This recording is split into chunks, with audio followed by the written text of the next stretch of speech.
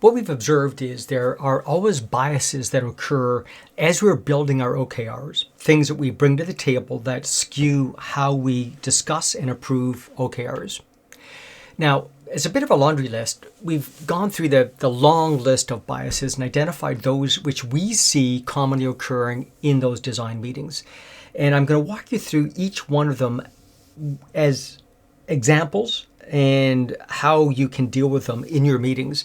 Now, this is the endpoint, so just take a screenshot of this and keep this one, but I'll explain how they fit into those building biases one by one.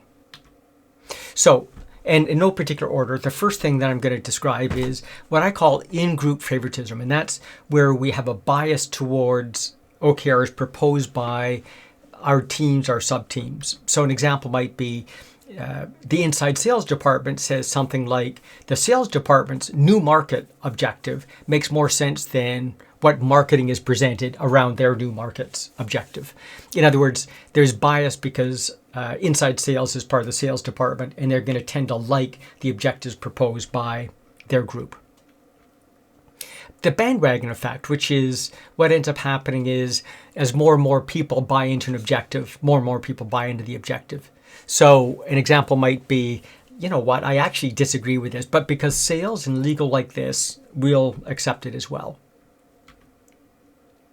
Groupthink, which is kind of a variation of bandwagon, which is where I just want to avoid conflict. So again, might be something like, I don't really like this objective, but because everyone else does, I'll just acquiesce and go with it.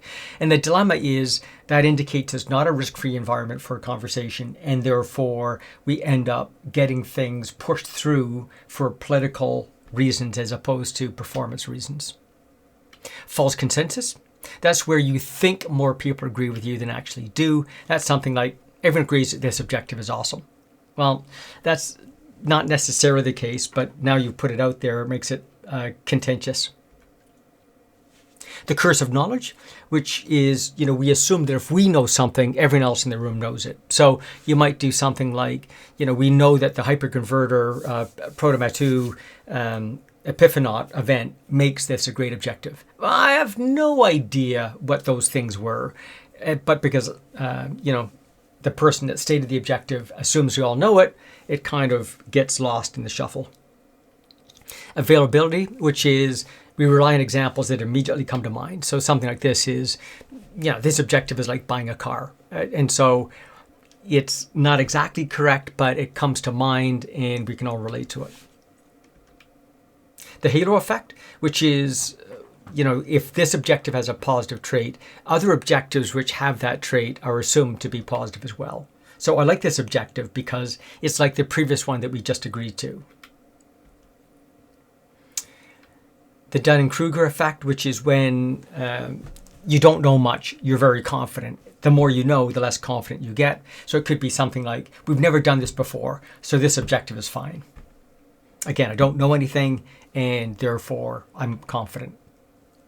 Anchoring, which is when we rely on the first piece of evidence that we hear. So your first point sold me on this objective, even though your next 2 points provided better strategy execution.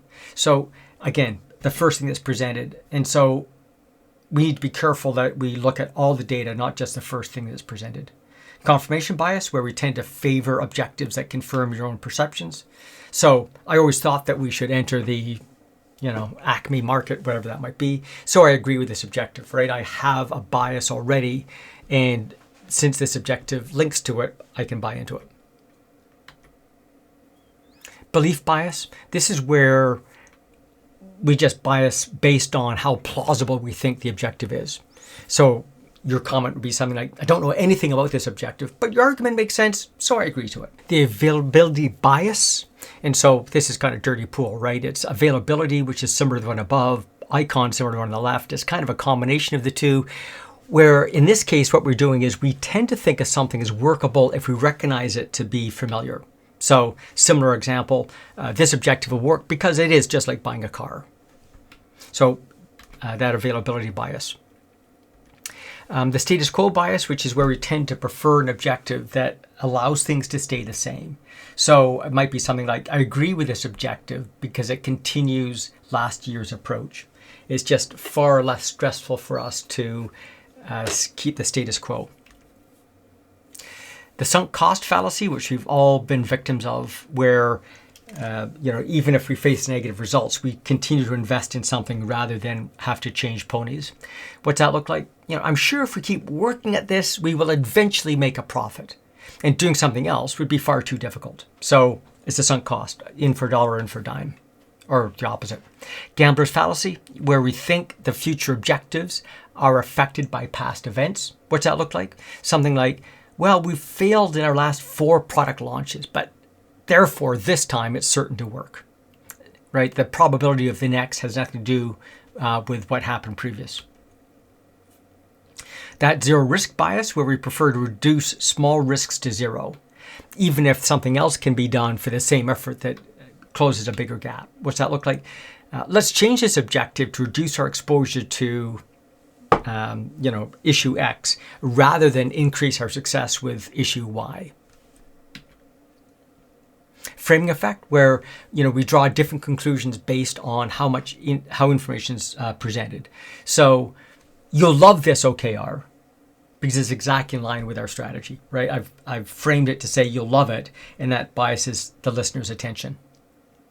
The authority bias, where we just trust objectives that come from authority position. So I reviewed this objective with the leadership team and they liked it. So because I have authority behind it, which might not necessarily be the right logic. Survivorship bias, we tend to focus where we've succeeded and we forget where we failed. So an idea is this objective extends our win in region A, ignoring the fact that we tried the same objective in regions B, C, and D and failed in each of those cases.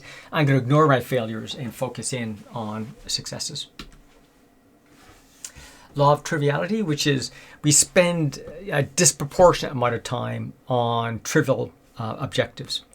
So what that looks like is you end up debating some sub-objective for an hour and therefore only have 10 minutes left for this other major objective. The IKEA effect, which is ownership builds commitment, right? If I go and build something, I tend to feel stronger ownership of it. So I like this objective because we built the interface as opposed to buying it from someone else.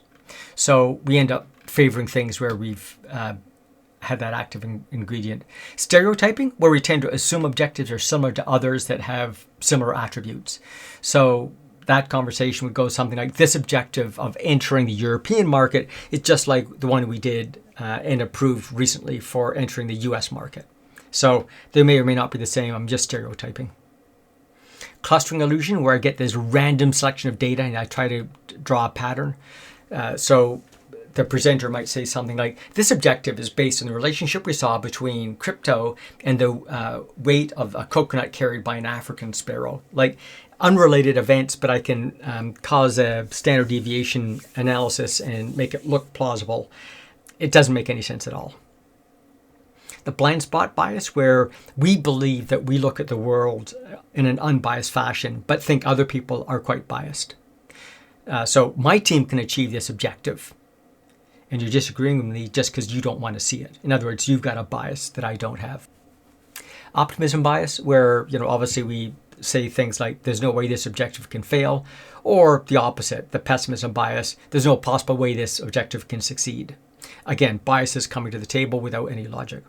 Technical debt bias, that's something like the sunk cost fallacy, but slightly different in that what ends up happening is we keep on investing in a dead-end technology, putting band-aids on it, because putting a band-aid on it short-term is less investment, but each time I put another band-aid on it, the technical gap between what we currently have and what we should have gets bigger and bigger.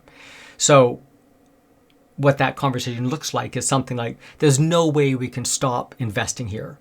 To solve all these problems would require a complete solution, and that's far too expensive. So we just end up building this technological debt, and eventually you end up, building a Betamax where it's out of mode with where the market's going. Loss aversion bias, where we tend to look for objectives where we reduce losses as opposed to those where we make gains. An example would be, we're better off with this objective because it reduces our risk to quite low than this other objective that increases customer success, but doesn't get rid of that other risk that's still going to be there and we're exposed to it. Ambiguity bias, where we prefer options where we can figure out what the probability is. So that would be something like objective A has a 55% chance of success, and we don't know what the likelihood of objective B succeeding, so let's go ahead with A. So that's sort of a collection of OKR building biases. No organization has all of these, but you should be able to cherry pick out 3, 4, 5 that your team commonly has and present these to the team in advance of your meeting so that they can go, gosh, yes, we see that happening and we'll try to avoid it. And then in the meeting, anytime you see one of these biases popping in, you can call a timeout and say, just a sec, we're exhibiting this loss aversion bias here. Let's just rethink this for a second. And that allows us to enter into a more risk-free conversation to more fairly assess that OKR building bias.